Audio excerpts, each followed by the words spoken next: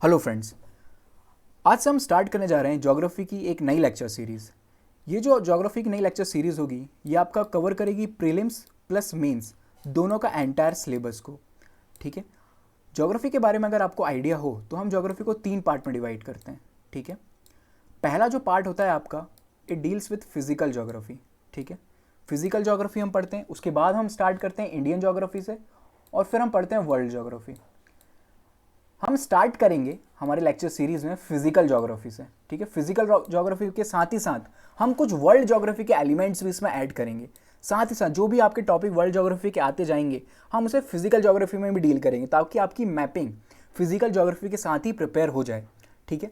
उसके बाद हम देखेंगे इंडियन ज्योग्राफी और फिर लास्ट में वर्ल्ड ज्योग्राफी को भी हम ओवरव्यू में के साथ डिस्कस करेंगे। ठीक है।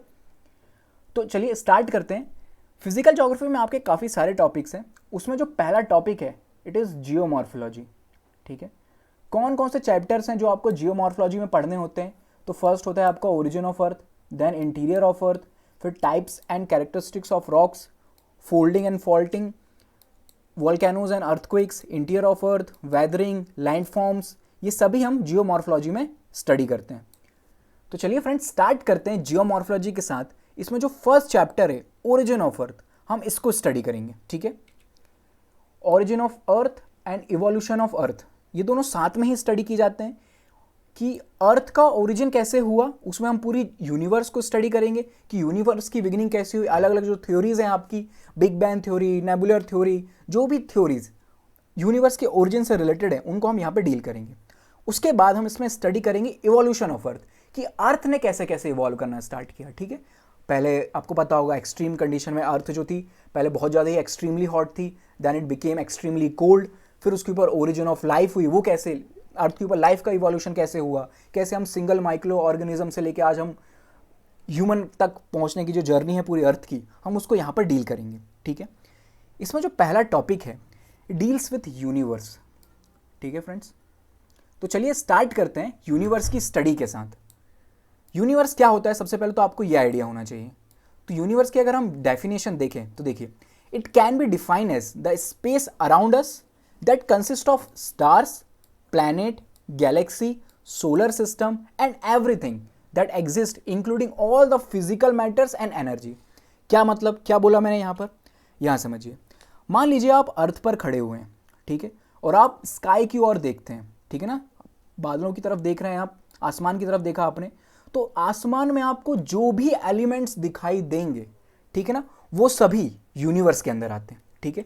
अब आप बोलोगे सर हम जब स्काई की तरफ देखते हैं तो हमें तो सिर्फ एक ब्लैक पूरा सा स्पेस दिखाई देता है और उसमें कुछ स्टार्स और एक हमारा चंदा मामा दिखाई देते हैं। ठीक है।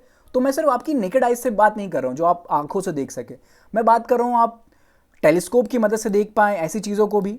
ठीक है। और बड़े बड़े जो आपकी ऑब्जर्वेटरी होती है वहाँ से आप जब स्पेस को ऑब्जर्व करते हो तो जो भी चीज़ें आपको देखने को मिलती है ना तो वो सारी यूनिवर्स में आती हैं। ठीक है। क्या क्या हम देख सकते हैं? तो देखिए आप स्काई में देखें तो आपको स्टार्स तो देखने को मिलेंगे ही। ठीक है। प्लैनेट देखने को मिलेंगे, अलग अलग प्लैनेट हैं। ठीक है। उसके बाद फिर अलग अलग गैलेक्सीज हैं और उसके बाद अलग अलग सोलर सिस्टम्स हैं। ठीक है ना, ये सभी आपको देखने को मिलेगा हमारे अराउंड। तो इन सबको मिलाकर ही इस पूरे यूनिवर्स का क्रिएशन होता है। ठीक है। यहाँ समझिए, देखिए मैं अगर आपको एक डायग्राम की मदद से समझाऊं, ये है हमारा पूरा यूनिवर्स। ठीक है। ये फैला हुआ पूरा, ठीक है, ये पूरा यूनिवर्स है। इस यूनिवर्स में एक छोटा पार्ट होता है जिसको हम कहते हैं गैलेक्सी। ठीक है ना, ऐसी मल्टीपल गैलेक्सीज इस पूरे यूनिवर्स में प्रेजेंट है, बहुत सारी गैलेक्सीज हैं। ठीक है ना, यहाँ पर एक गैलेक्सी हो सकती है, यहाँ पर एक गैलेक्सी हो सकती है, यहाँ पर एक गैलेक्सी हो सकती है, यहाँ पर एक गैलेक्सी, ऐसे बहुत सारी गैलेक्सीज को मिलाकर एक यूनिवर्स बनता है। ठीक है। अब आपकी ये गैलेक्सी है, मैं यहाँ पे एग्जांपल लेता हूँ अपनी जो गैलेक्सी है जिसको हम कहते हैं मिल्की वे गैलेक्सी। ठीक है ना, आपने सभी ने बचपन में इसको पढ़ा होगा मिल्की वे गैलेक्सी। मैं इसका एग्जांपल लेता हूँ, ये हमारी मिल्की वे गैलेक्सी है। ठीक है। अब इस मिल्की वे गैलेक्सी में अलग अलग सोलर सिस्टम है, बहुत सारे सोलर सिस्टम है। ठीक है ना, बहुत सारे एलिमेंट्स भी हैं इसी में, अलग अलग जो भी आपके स्पेस में प्रेजेंट बॉडीज हैं वो भी इसमें पाई जाती हैं सोलर सिस्टम के अलावा भी। ठीक है। फिर ये सोलर सिस्टम, अलग अलग सोलर सिस्टम है, यहाँ पर कहीं हमारा सोलर सिस्टम है। ठीक है। और यहीं पर उस एक पूरे से बड़े से सोलर सिस्टम में एक छोटा सा अर्थ हमारा है। तो देखिए हम कितनी बड़ी दुनिया का एक छोटा सा हिस्सा है हम। ठीक है। इस डायग्राम की मदद से समझिए और आपको बेहतर तरीके से क्लियर होगा। ये पूरा इस यूनिवर्स है, ठीक है, ये पूरा हमारा यूनिवर्स है, ठीक है, इसको ऐसा मान लीजिए, ठीक है, ये हमारा यूनिवर्स हुआ। उसमें ये छोटी सी गैलेक्सी है जिसे हम कहते हैं मिल्की वे गैलेक्सी अपनी, ठीक है। इस मिल्की वे गैलेक्सी का ये जो छोटा सा पार्ट है इसको कहा जाता है सोलर सिस्टम। ये हमारा सोलर सिस्टम, ठीक है। कितने प्लैनेट हैं हमारे सोलर सिस्टम में? एट प्रेजेंट 8 हैं, ठीक है। प्लूटो भी पहले इसका पार्ट हुआ करता था, तब 9 थे, फिर प्लूटो को जो कुछ रीजंस की वजह से प्लूटो को हटा दिया गया, ठीक है। क्यों हटाया गया, क्या रीजंस थे प्लूटो को हटाने के? प्लैनेट की जो टाइटल है प्लूटो से क्यों ले लिया गया, उसको भी हम आगे के लेक्चर सीरीज में डिस्कस करेंगे, ठीक है। अभी हम देखते हैं, ये हमारा सोलर सिस्टम है और इस सोलर सिस्टम में ये छोटा सा जो है ये है हमारा अर्थ, ठीक है, ठीक है। समझ में आया आपको क्या होता है गैलेक्सी, यूनिवर्स और सोलर सिस्टम, ये कैसे रिलेटेड है, ठीक है। तो चलते हैं आगे। अब आगे हम कुछ टर्मिनोलॉजी डिस्कस कर लेते हैं जो कि इंपॉर्टेंट है, आपको इनकी डेफिनेशन याद होनी चाहिए, ठीक है ना, क्योंकि यूपीएससी ऐसे बहुत सारे क्वेश्चन पूछ लेता है कि बताइए जो कॉस्मोस था जो प्रेजेंटली न्यूज़ में था इसका क्या मतलब होता है, ठीक है ना। ऐसे बहुत क्वेश्चन पूछता है यूपीएससी टर्मिनोलॉजी को लेकर, बहुत क्वेश्चन। ज्योग्राफी, खासकर ज्योग्राफी, करंट और इकोनॉमिक्स, ये 3 ऐसे सब्जेक्ट हैं जहाँ से टर्मिनोलॉजी को लेकर क्वेश्चन बहुत अच्छे बनते हैं, ठीक है। और अगर आपने सुना है तब तो आपको क्वेश्चन बनेगा, नहीं सुना है तो आपको क्वेश्चन नहीं बन पाएगा। तो हम कुछ टर्मिनोलॉजी देखते हैं। सबसे पहले कॉस्मोस, ठीक है। क्या होता है कॉस्मोस का मतलब? Another word for the universe, ठीक है। यूनिवर्स का ही एक पर्यायवाची है कॉस्मोस, ठीक है। या तो आप यूनिवर्स बोलो या फिर कॉस्मोस बोलो, ठीक है। फिर कॉस्मिक क्या होता है? अगली टर्म है आपकी कॉस्मिक। तो देखिए यूनिवर्स में से रिलेटेड जो भी चीज़ें होती हैं ना, हम उसको कॉस्मिक कहते हैं, ठीक है। अगर यूनिवर्स में कोई एक्टिविटी हो रही है, ठीक है ना, कोई जैसे मान लीजिए कि किसी प्लैनेट या तो क्या एग्जांपल ले सकते हैं अपन, जैसे कि ब्लैक होल का एग्जांपल है, ठीक है। ब्लैक होल में कोई एक्टिविटी स्टार्ट हुई, यानी कि कोई प्लैनेट जो है वो इसमें जाके सबमर्ज हो गया ब्लैक होल में, तो ये जो पूरी एक्टिविटी हुई ना इसको हम बोलेंगे कॉस्मिक एक्टिविटी, ठीक है। समझ में आया? यानी कि स्पेस में जो कुछ भी हो रहा है उसको कॉस्मिक कहा जाता है, ठीक है। अगली चीज़ कॉस्मोलॉजी क्या होती है, ठीक है। तो जो हम पढ़ने वाले हैं ना, अभी हम यूनिवर्स की स्टडी करने वाले हैं, ठीक है ना, यूनिवर्स को पढ़ेंगे तो इसी को कहा जाता है कॉस्मोलॉजी, ठीक है। The scientific study of the large scale properties of the universe as a whole, ठीक है। हम तो इसका छोटा सा अंश पढ़ेंगे, ठीक है। ये तो कॉस्मोलॉजी तो बहुत बड़ी चीज़ है, हम इसका छोटा सा अंश पढ़ेंगे। इसको भी कहा जाता है कॉस्मोलॉजी, यानी कि स्टडी ऑफ यूनिवर्स, यूनिवर्स की स्टडी को ही कॉस्मोलॉजी कहते हैं, ठीक है। अगली चीज़, अगला जो टर्म है आपकी वो क्या होती है? कॉस्मोलॉजिकल, ठीक है। ये इसका क्या मतलब होता है? इसका मतलब है relating to the origin and development of universe, ठीक है। मतलब कि यूनिवर्स का ओरिजिन कैसे हुआ, ठीक है, और इसका डेवलपमेंट कैसे हुआ, ठीक है ना। तो मेनली हम यही पढ़ेंगे, कॉस्मोलॉजी को स्टडी करेंगे, ठीक है, सॉरी कॉस्मोलॉजिकल, ठीक है। चलिए आगे चलते हैं। देखिए अब यूनिवर्स का ओरिजिन कैसे हुआ, है ना, आपके सभी के दिमाग में ये बात आती है और बचपन से ना हम बहुत फैसिनेटेड रहते हैं इन सब चीज़ों को लेके कि अर्थ का ओरिजिन कैसे हुआ, लाइफ का ओरिजिन कैसे हुआ, यूनिवर्स का ओरिजिन कैसे हुआ, ठीक है। तो इसके अलग अलग एक्सपेक्ट्स हैं, ठीक है ना। एक तो आपका रिलीजियस एक्सपेक्ट, ठीक है, जहाँ पे हम अलग अलग जो थ्योरीज हैं उनको पढ़ते हैं, ठीक है ना। अलग अलग धर्म की अपनी परिभाषा है कि यूनिवर्स का एग्जिस्टेंस कैसे आया, ठीक है ना। तो आपकी क्रिश्चियनिटी में अलग डेफिनेशन है कि यूनिवर्स की ओरिजिन कैसे हुआ, इस्लाम में आप अलग पढ़ते हैं, हिंदुइज्म की जो फिलॉसफी है वो अलग है ओरिजिन को लेकर।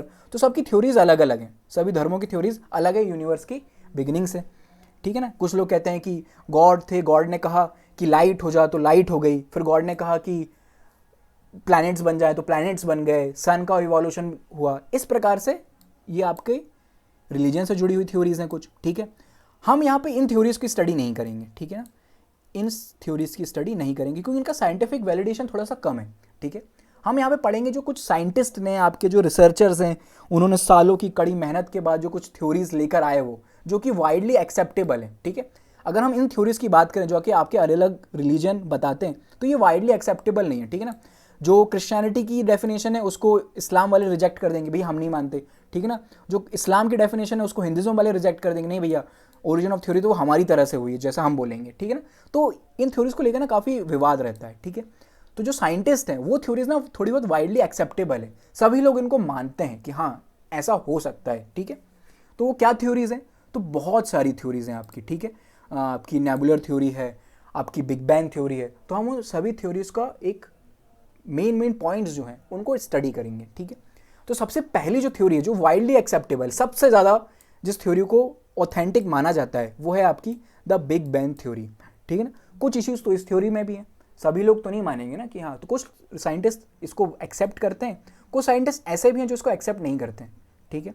लेकिन मोस्ट ऑफ द साइंटिस्ट इसको बिलीव करते हैं कि द बिग बैंग थ्योरी जो है अभी तक की सबसे जो लेटेस्ट थ्योरी हम बात करें सबसे ज़्यादा एक्सेप्टेबल थ्योरी है। तो क्या बात करती है बिग बैंग थ्योरी?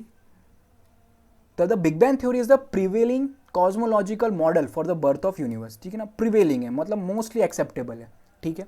क्या हुआ हम डिटेल से समझते हैं इसको, ठीक है, स्टार्टिंग से। ये थ्योरी क्या बोलती है कि एक ऐसा समय था जब ये जो यूनिवर्स हमने स्टडी किया ना, अभी देखिए कितना बड़ा यूनिवर्स है ये पूरा। तो ये थ्योरी के अकॉर्डिंग पहले ना ये यूनिवर्स एक छोटे से पॉइंट पे सिमटा हुआ था, यानी कि एक आप मान लीजिए आपका जो पेन की निप है ना, या फिर एक छोटी सी बॉल मान लीजिए आप, इतने बड़े एरिया में इतने बड़े मैटर, पूरा का पूरा यूनिवर्स इसके अंदर भरा हुआ था। यहाँ पे सारे आपके प्लैनेट्स वगैरह तो कभी एग्जिस्टेंस में नहीं आए थे, ठीक है ना। जो सारी पूरी एनर्जी थी ना जो भी आपके एट प्रेजेंट यूनिवर्स में, वो पूरी इस टाइनी बॉल के अंदर सिमटी हुई थी, ठीक है ना। अब आप समझिए, ठीक है ना, एक छोटी सी बॉल है आपकी, ठीक है ना, जो टेनिस बॉल मान लीजिए जिससे आप क्रिकेट खेलते हैं, एक छोटी सी बॉल है, उस बॉल के अंदर इतनी सारी चीज़ें इकट्ठी हैं, इतनी सारी एनर्जी उस बॉल के अंदर स्टोर है। तो बताइए उसकी डेंसिटी कितनी क्या होगी? उसकी डेंसिटी जो होगी ना वो एक्सट्रीमली हाई होगी, बहुत हाई डेंसिटी होगी इसकी, होगी कि नहीं? इसके अंदर जो प्रेशर होगा वो क्या होगा?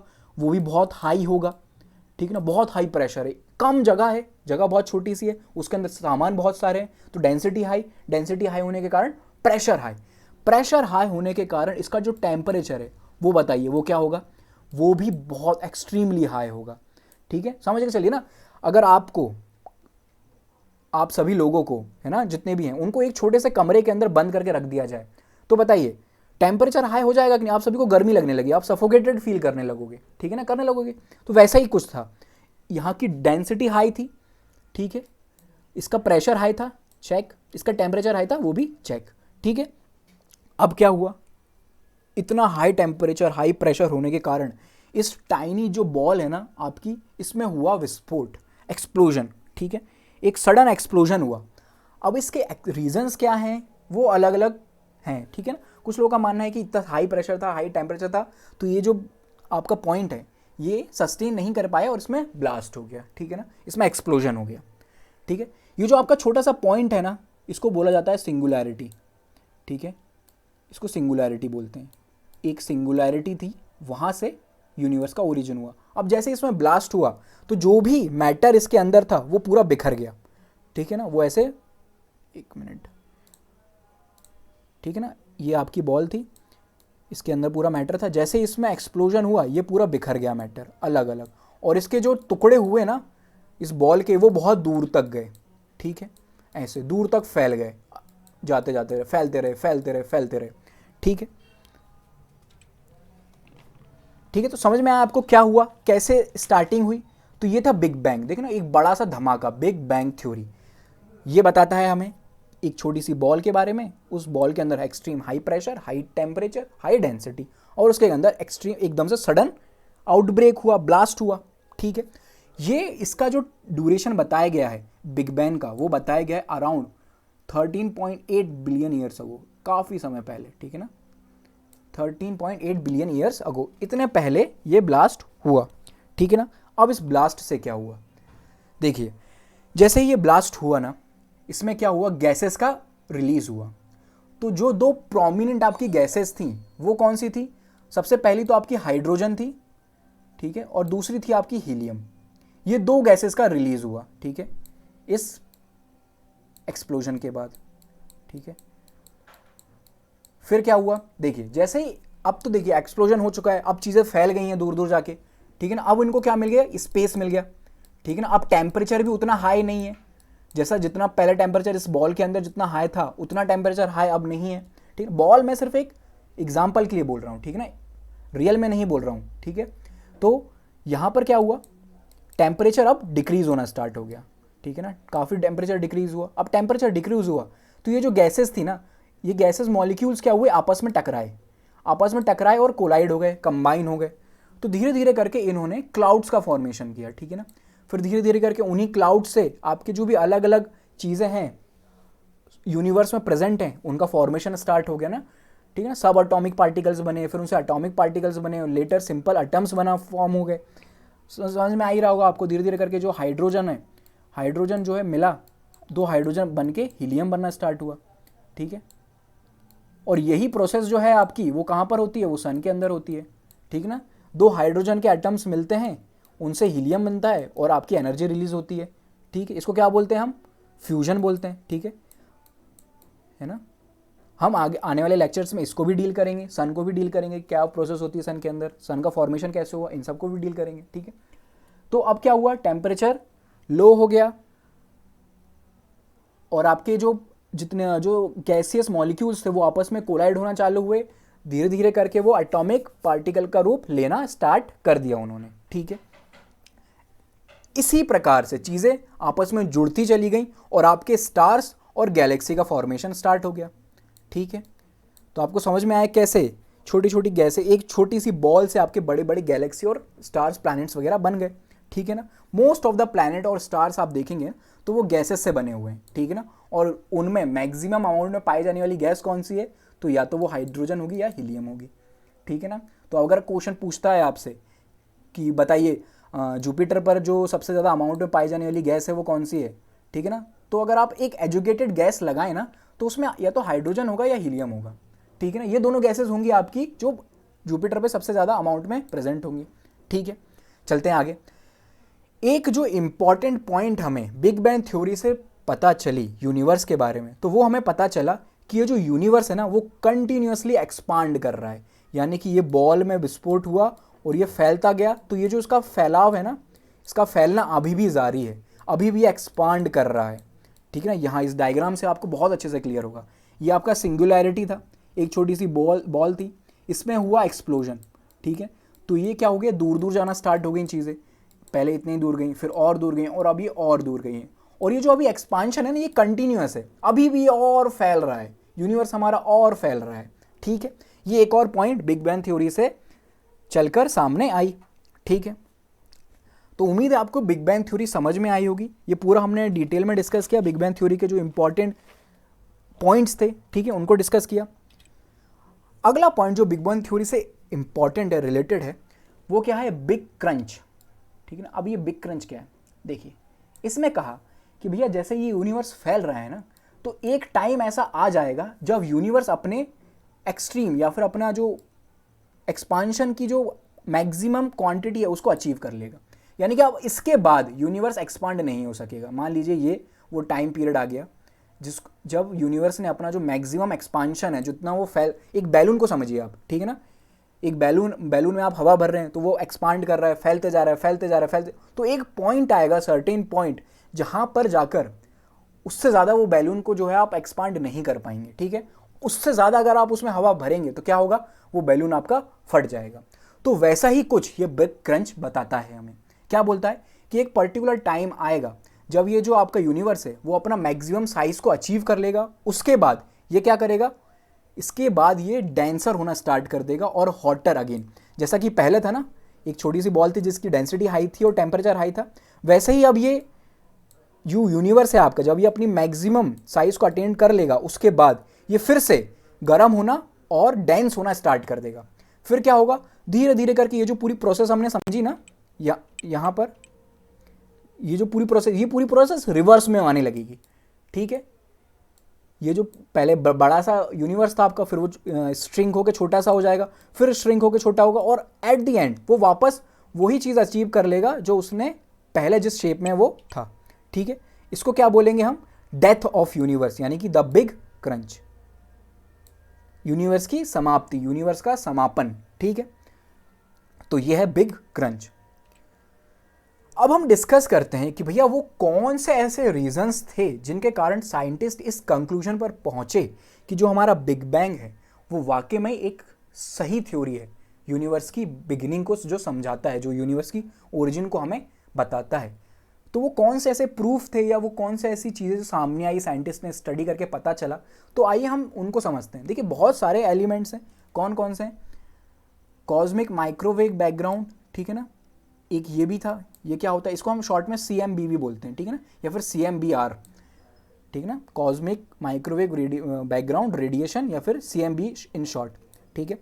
ये भी एक प्रूफ साइंटिस्ट के पास सामने आया, इसकी भी स्टडी साइंटिस्ट ने की।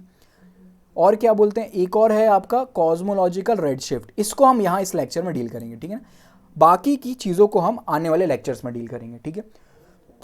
और रिसेंटली ग्रेविटेशनल वेव्स की डिस्कवरी भी हुई, उससे भी ओरिजिन ऑफ यूनिवर्स को समझने में थोड़ी सी मदद मिली, ठीक है। इसके लिए साइंटिस्ट को नोबेल प्राइज भी मिला, ठीक है। इसको भी हम समझेंगे आगे चल के क्या है ये, ठीक है। तो हम स्टार्ट करते हैं कॉस्मोलॉजिकल रेडशिफ्ट से, ये क्या है और ये किस प्रकार से बिग बैंग जो थ्योरी आपकी BBT, इसको कैसे प्रूव करता है आपका कॉस्मोलॉजिकल रेडशिफ्ट, इसको हम समझने की कोशिश करते हैं, ठीक है। उससे पहले अगर आपको ये रेडशिफ्ट समझनी है, कॉस्मोलॉजिकल रेडशिफ्ट, तो उससे पहले आपको डॉपलर इफेक्ट पता होना चाहिए। क्या होता है डॉपलर इफेक्ट, ठीक है। अगर आप में से कुछ साइंस बैकग्राउंड के बच्चे हैं तो उन्होंने तो ये पढ़ा होगा 11th या 12th में, ठीक है। जो साइंस बैकग्राउंड के बच्चे नहीं हैं तो मैं कोशिश करूंगा आपको इस प्रकार से समझाऊं इस डॉपलर इफेक्ट को कि जो नॉन साइंस बैकग्राउंड का बच्चा है उसे भी ये बहुत अच्छे से समझ में आए, ठीक है। तो चलिए समझते हैं, ठीक है। अब डॉपलर इफेक्ट ना आपका दोनों जगह काम करता है। सबसे पहले तो डॉपलर इफेक्ट होता है आपका डॉपलर इफेक्ट फॉर साउंड, ठीक है, ये साउंड के लिए भी काम करता है। और डॉपलर इफेक्ट होता है दूसरा आपका light, Doppler effect for light, ये उसके लिए भी काम करता है। अब ये मैं क्या बोल रहा हूँ, साउंड और लाइट, ठीक है ना, आइए समझते हैं इसको।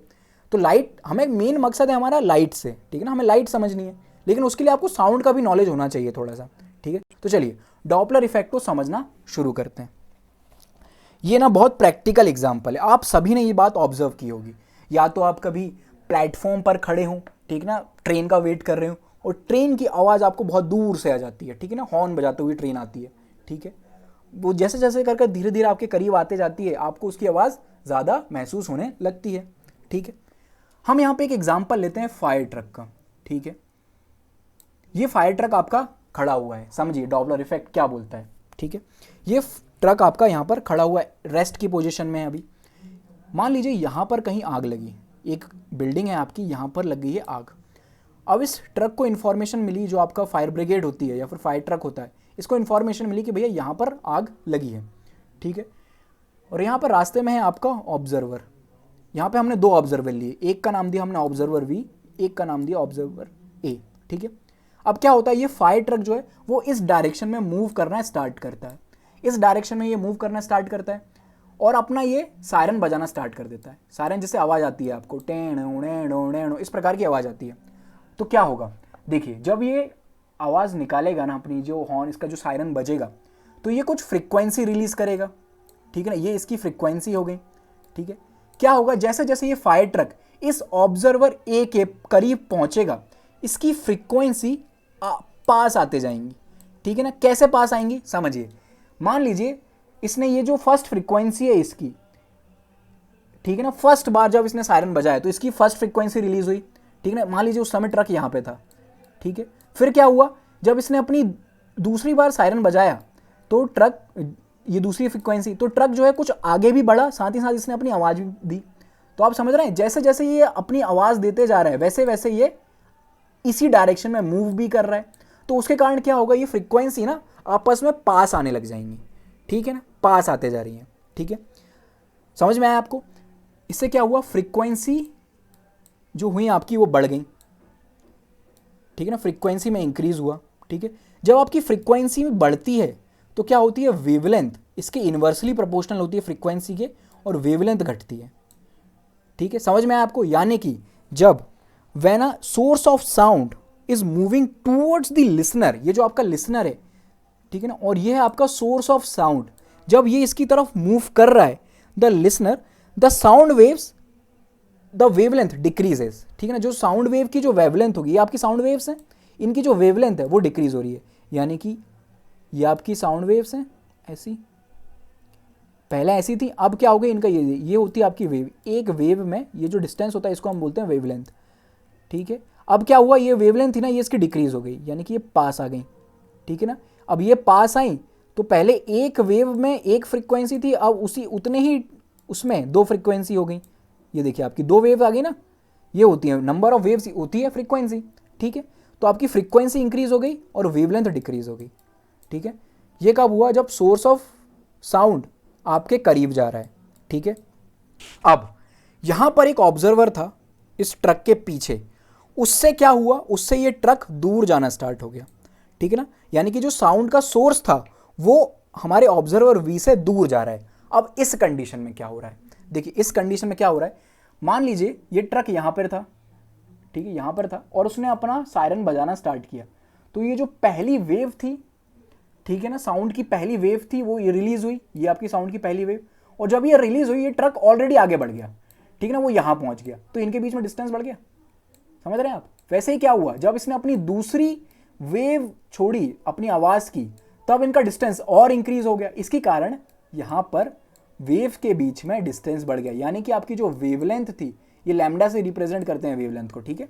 तो ये जो आपकी वेवलेंथ थी वो इंक्रीज हो गई, और हमने अभी पढ़ा कि जो वेवलेंथ होती है वो फ्रीक्वेंसी के इन्वर्सली प्रोपोर्शनल होती है, यानी कि यहां पे जाके फ्रीक्वेंसी आपकी डिक्रीज हो गई, ठीक है। तो समझ में आया आपको ये पूरा रिलेशन, ठीक है। यही जो कॉन्सेप्ट है ना, ये लाइट के लिए भी यूज होगा, ठीक। कैसे होगा लाइट के लिए, समझते हैं। देखिए जब हम लाइट के बारे में पढ़ते हैं तो आपको पता होगा, मैं इसको पहले मिटा देता हूँ 1 मिनट, ठीक है। जब हम लाइट के बारे में पढ़ते हैं तो आपको पता होगा जो लाइट का स्पेक्ट्रम होता है ना, वो 7 रे से मिलके बना होता है, ठीक है ना। आपकी रेड से लेके ब्लू तक, है ना। आपने इंद्रधनुष देखा होगा, उसमें आपको 7 रंग दिखाई देते हैं, ठीक है। तो आपका पहला जो कलर होता है वो होता है रेड, दूसरा होता है आपका जो सबसे लास्ट में जो होता है वो होता है आपका ब्लू। सबसे फर्स्ट होता है रेड, सबसे लास्ट में होता है ब्लू, ठीक है ना।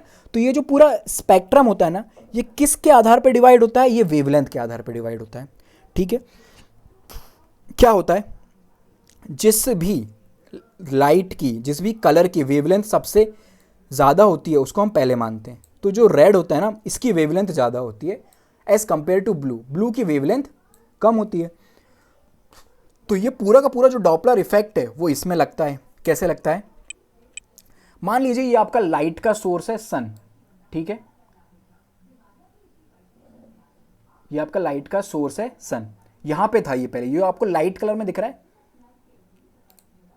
ये आपको जो लाइट कलर में जो सन दिख रहा है ना, पहले मान लीजिए सन यहां पर था, ठीक है ना, यहां पर था आपका, ठीक है।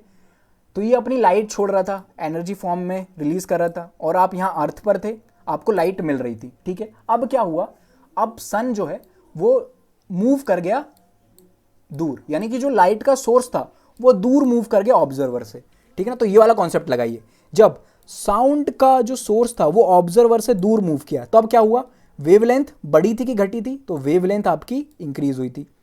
तो क्या हुआ आपका, जब सन दूर मूव किया तो वेवलेंथ आपकी बढ़ गई, ठीक है, वेवलेंथ आपकी बढ़ गई। तो आपको क्या देखने को मिलेगा? आपको रेड लाइट देखने को मिलेगी, ठीक है ना, रेड लाइट, ठीक है ना। अगर जो आपका लाइट का सोर्स है वो आपसे दूर जा रहा है, ठीक है। उसके अपोजिट, विपरीत कंडीशन में, अगर आपका ये जो सन है पहले यहां था, अब वो यहां आ गया, यानी कि जो ऑब्जर्वर है उससे करीब आ गया, पास में आ गया, तो पास में जब आती हैं चीजें तो क्या होता है, वेवलेंथ, यहां पे हमने डायग्राम में समझा था, वेवलेंथ क्या होती है, डिक्रीज होती है। तो यहां पे क्या हुआ, वेवलेंथ डिक्रीज हो गई, वेवलेंथ डिक्रीज हुई तो कौन सी लाइट आपको देखने को मिलेगी? आपको ब्लू लाइट देखने को मिलेगी, ठीक है। यहां समझिए, ये देखिए, ये मैंने आपको स्पेक्ट्रम भी यहां पे दे दिया है आपको। जो रेड लाइट होती है उसकी वेवलेंथ कम होती है, और जो ब्लू लाइट सबसे ज्यादा होती है वायलेट की वेवलेंथ, ठीक है, सबसे कम, ठीक है। तो यहां पे आपको रेड लाइट देखने को मिलता है कब, जब सोर्स आपसे दूर चला जाता है, और ब्लू लाइट देखने को मिलता है जब सोर्स आपके करीब आ जाता है, ठीक है ना। अब यही कॉन्सेप्ट को आप अप्लाई कीजिए बिग बैंग थ्योरी के साथ, ठीक है। साइंटिस्ट ने क्या ऑब्जर्व किया, समझते हैं हम। ये हैं हम यहां अर्थ पर, ठीक है ना। हमने बड़ी बड़ी जो आपकी ऑब्जर्वेटरीज होती हैं या फिर जो टेलीस्कोप्स होते हैं, उनसे हमने जो दूर कहीं गैलेक्सी मौजूद थी आपकी, उसको ऑब्जर्व किया। मान लीजिए यहाँ पर आपकी गैलेक्सी अवेलेबल है, ठीक है ना, मौजूद है, और हमने इसको स्टडी किया। तो हमने जब यहाँ पे एक टेलीस्कोप लगा के अर्थ से जब इस गैलेक्सी को देखा तो हमें ये रेड नजर आई, ठीक है ना, पूरी तरह से रेड नहीं, मान लीजिए थोड़ा सा ऑरेंज नजर आई, ठीक है ना। इस स्पेक्ट्रम में जाएं हम, कौन सा, इस कहाँ गया आपका, एक मिनट, ये स्पेक्ट्रम में जाए तो हमें ये वाला कलर दिखाई दिया, ठीक है ना, थोड़ा सा ऑरेंज रेड, ठीक है। फिर क्या किया हमने, जो इसके दूर जो गैलेक्सी थी, इससे और दूर, ठीक है ना, उसको ऑब्जर्व किया तो ये हमें एकदम एक्सट्रीम रेड दिखाई दिया, एकदम लाल खून टाइप का, ठीक है ना। तो इससे साइंटिस्ट ने क्या पाया, साइंटिस्ट ने जब इसको वेवलेंथ डॉपलर इफेक्ट के साथ कनेक्ट किया तो उन्हें पता चला कि भैया ये जो सोर्स है ना लाइट का, ये हमसे दूर जा रहा है, इसीलिए ये हमें रेड नजर आ रहा है, ठीक है ना। तो उन्हें पता चला कि जो बिग बैंग में हमने बात की थी एक्सपांशन की, वो अभी भी कंटिन्यू है, ठीक है ना। धीरे धीरे करके जब इनको इसी गैलेक्सी को इन्होंने ऑब्जर्व किया तो ये गैलेक्सी हमसे और दूर चली गई, ठीक है ना। पहले ये यहाँ थी, अब ये यहाँ आ गई, तो इसका कलर जो है वो और रेड हो गया, ठीक है। जब इसको दोबारा ऑब्जर्व किया गया तो ये और दूर चली गई, इसका कलर और रेड हो गया। साइंटिस्ट ने पाया कि जो हमारा यूनिवर्स है वो अभी भी एक्सपांड कर रहा है, ठीक है ना। अब साइंटिस्ट ने क्या किया, ठीक है ना, अब वो सिंगुलैरिटी लोगों को कैसे पता चली कि सिंगुलैरिटी है, एक छोटी सी टाइनी बॉल से पूरा यूनिवर्स बना, ये कैसे पता चला। साइंटिस्ट ने क्या किया ना, ये जो प्रोसेस थी, ये हमारा अर्थ, एक मिनट में मिटाता हूं इसको, ये हमारा छोटा सा अर्थ था, हमने यहाँ पे एक गैलेक्सी को ऑब्जर्व किया था, ठीक है ना, तो वो हमें थोड़ी सी रेड दिखाई दी। जब ये गैलेक्सी को हमने कुछ दिनों बाद ऑब्जर्व किया तो ये थोड़ी सी दूर चली गई, तो ये एक्सट्रीम रेड दिखाई दी। फिर दोबारा ऑब्जर्व किया तो ये और रेड दिखाई दी।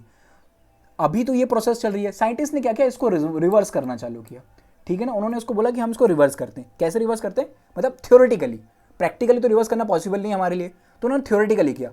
इन्होंने इस गैलेक्सी को वापस लेके आए यहाँ, इसको वापस लेके आए यहाँ, और इनको धीरे धीरे करके वो करीब लाते गए, करीब लाते गए, करीब लाते गए, और एक छोटे से पॉइंट में इसको समेट दिया कि बोला हाँ भैया, इससे हमें पता चल गया कि ये जो पूरी गैलेक्सी, आपका जो यूनिवर्स बना है, वो एक छोटे, एक स्मॉल पॉइंट से शुरुआत हुई है उसकी, ठीक है।